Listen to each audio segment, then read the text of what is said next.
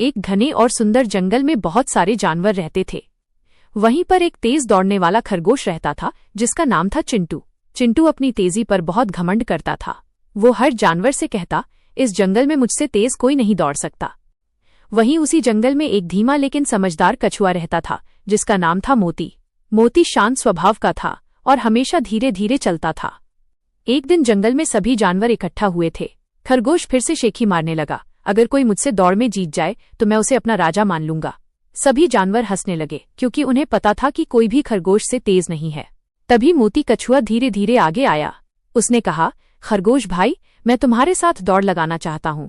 पूरा जंगल हंसने लगा। खरगोश बोला, तुम तो चल भी मुश्किल से पाते हो।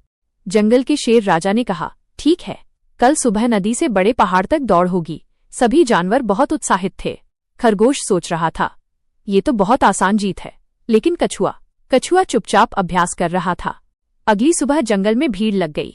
शेर राजा ने आवाज लगाई, तैयार, 1, 2, 3, शुरू। खरगोश बिजली की तरह दौड़ पड़ा। कछुआ धीरे धीरे चलने लगा। कुछ ही मिनटों में खरगोश बहुत आगे निकल गया। उसने पीछे मुड़कर देखा। कछुआ तो कहीं नजर ही नहीं आ रहा था, वो बहुत दूर था। खरगोश हंसकर बोला, जब तक वो आएगा तब तक मैं थोड़ा आराम कर लेता हूँ। वो एक पेड़ के नीचे लेट गया। ठंडी ठंडी हवा चल रही थी और देखते ही देखते उसे गहरी नींद आ गई। उधर कछुआ धीरे धीरे लेकिन बिना रुके चलता रहा। वो खुद से कह रहा था, धीरे चलो लेकिन रुकना मत। धीरे धीरे वो सोते हुए खरगोश के पास पहुंच गया, लेकिन कछुआ रुका नहीं, वो बस आगे बढ़ता रहा। कुछ देर बाद खरगोश की आंख खुली। उसने हड़बड़ाकर देखा, कछुआ कहीं दिखाई नहीं दे रहा। वह घबराकर पूरी ताकत से दौड़ा, लेकिन तब तक बहुत देर हो चुकी थी। कछुआ फिनिश लाइन के पास पहुंच चुका था।